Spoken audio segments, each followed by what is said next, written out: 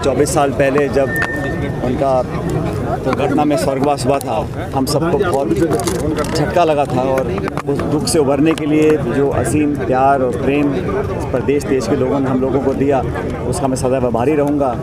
और आज उन्होंने अपने जीवन में जो काम किया, जिन विचारों का अनुसरण किया, जिन मुद्दों को लेकर संघर्ष किया और एक गरीब परिप्रेक्ष्य से गाँव से निकलकर फ़ौज की नौकरी और फिर राजनीति में अपने परिश्रम से एक जगह बनाने में जो कामयाब रहे, हम सब उनके कायल हैं। और मैं समझता हूँ हम सब जितने भी लोग हैं, छत्तीस कौम के लोग और विशेष रूप से नौजवान, उस प्रकार की स्वच्छ राजनीति का परिचय अपने जीवन में देने की कोशिश करेंगे। आज उनको श्रद्धांजलि देते हैं, उनको याद करते हैं। और मैं समझता हूँ आज के समय पर जब अनेक चुनौतियाँ समाज के सामने हैं, तो हम सबको मिलकर उस प्रकार की जीवन शैली को अपनाने की ज़रूरत है। और राजनीति में भी उस प्रकार के सिद्धांत, उस प्रकार की बेबाक बोली और कर्मठता का परिचय देने की आवश्यकता है। और मुझे लगता है हम सब मिलकर उस दिशा में काम करेंगे। उन्होंने जो काम किए हैं उनको आगे बढ़ाने के लिए हम लोगों ने मिलकर परिश्रम किया है और उम्मीद करता हूँ आने वाले समय में कामयाब रहेंगे। सर, राजस्थान में शानदार जीत हुई है, अब की बार कांग्रेस की राजस्थान में भी शानदार जीत हुई है। नहीं, दो बातें हैं। एक तो राजस्थान में जो परिणाम आए हैं, मैं प्रदेश की जनता का बहुत धन्यवाद देना चाहता हूँ कि अप्रत्याशित बहुत से एग्जिट पोल तरह तरह की बातें दिखाते थे, लेकिन राजस्थान की जनता ने विशेष रूप से ये दिखाया है कि भारतीय जनता पार्टी को 11 जगहों पर हम लोग पराजित कर सके हैं। जो सरकार डबल इंजन की थी, चाहे वो उत्तर प्रदेश की हो, हरियाणा की हो, राजस्थान की हो, यहाँ पर जनता, किसान, नौजवान ने एक स्पष्ट संदेश दिया है। सरकार किसकी बनती है, गठजोड़ की सरकार बनी है, किसी भी दल को मैंडेट नहीं मिला सरकार बनाने का, एक खंडित जनादेश आया था। लेकिन जो संदेश गया है, जो राजनीतिक संदेश इस चुनाव के परिणामों से आया है, वो ये है कि दमन की, प्रतिशोध की, आक्रमण की, भेदभाव की राजनीति नहीं चलेगी। और संसद में जिस प्रकार का व्यवहार पहले हुआ, 147 सांसदों को एक दिन में निलंबित किया गया, मैं समझता हूँ उस प्रकार की कार्रवाई को लोगों ने पसंद नहीं किया। 2 निर्वाचित मुख्यमंत्रियों को जेल में डाला गया, कांग्रेस के नेताओं को प्रताड़ित किया गया। और अब विपक्ष की एकता जो हुई है, उससे एक संदेश इस निर्णय से जनता ने दिया है कि अब आने वाले समय में सबको मिलकर काम करने की ज़रूरत है। सरकार का गठन कल परसों में हुआ है, लेकिन अभी से ही कई दलों में आशंकाएं पैदा हुई हैं, कोई शपथ लेने से मना कर रहे हैं, खींचतान शुरुआत हो गया है। अब समय बताएगा कि सरकार कितना चलती है, कितना कामयाब रहती है। लेकिन जनादेश ये इस बार खंडित लोकसभा का रहा और कांग्रेस का संख्या बल दुगना हुआ है। और कांग्रेस में राहुल गांधी जी ने, खड़गे जी ने, हम सब ने मिलकर जो मेहनत करी है, उसका परिणाम आया है कि अब कांग्रेस के 100 से ज़्यादा सांसद हैं। और भाजपा चुनाव से पहले 303 सांसद लेके मैदान में उतरी थी, आज उनके 60-70 सांसद कम हुए हैं। और एनडीए जो 400 का दावा करता था, आज उनके 200 कुछ सांसद हैं। तो ये एक परिणाम कुछ हद तक संतोषजनक है कांग्रेस पार्टी के लिए। लेकिन राजस्थान में जो परिणाम आए हैं, मैं विशेष रूप से राजस्थान के मतदाताओं को धन्यवाद करना चाहता हूं कि बड़ी संख्या में कांग्रेस के और सहयोगी दलों के सांसद चुनकर लोकसभा में मंत्रिमंडल में पूर्वी राजस्थान में कांग्रेस की जो वापसी हुई है, इसका श्रेय किसको देना चाहते हो? नहीं, जो भी हम लोग जीत कर आए हैं, पार्टी के सिंबल पर जीत के आए हैं और पार्टी के नेतृत्व ने लोगों को उम्मीदवार बनने का मौका दिया है। और जो भी विजय मिली है, वो सभी नेताओं और विशेष रूप से सभी कार्यकर्ताओं को उसका श्रेय जाता है। कार्यकर्ता कड़ी धूप में मेहनत नहीं करते तो हम कामयाब नहीं होते।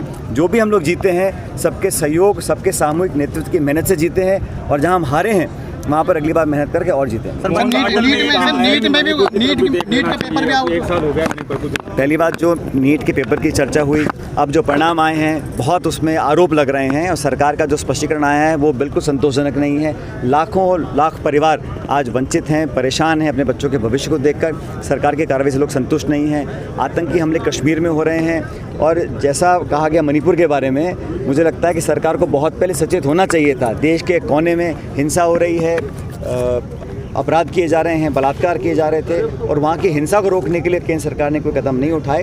उसका भी दुख हम सब लोगों को है। लेकिन अब उनके खुद लोग बोल रहे हैं तो ज़रूर सरकार इस पर संज्ञान लेगी। उन्होंने ये भी कहा कि घमंड नहीं करके अब काम करना चाहिए विपक्षी। किसी भी राजनेता को, दल को, सरकार को विनम्रता का परिचय देना चाहिए, जनता के अरमानों को पूरा करने के लिए कोशिश करनी चाहिए। लेकिन अब तक 10 साल में जो सरकार चली वो घमंड अहंकार की सरकार थी। अब जनता ने आदेश दिया है कि घमंड को त्यागो और हम्बल और झुककर और समर्पण भाव से काम करने की जरूरत है। इस्तीफे की बात हुई थी सर, 7 सीटों पर अगर जीत पाए तो इस्तीफा क्या कहेंगे?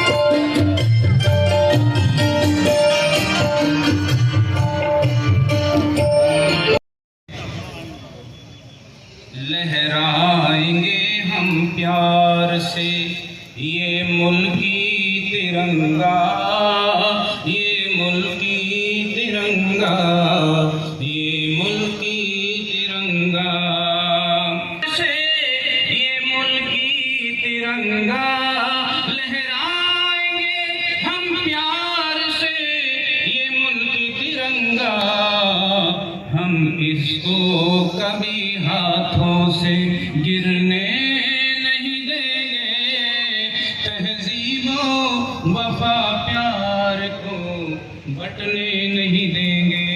और ख्वाजा के दर से आज भी आती है ये सदा, आती है ये सदा। अजमेर दास ने तोड़ा रघुपति राघव,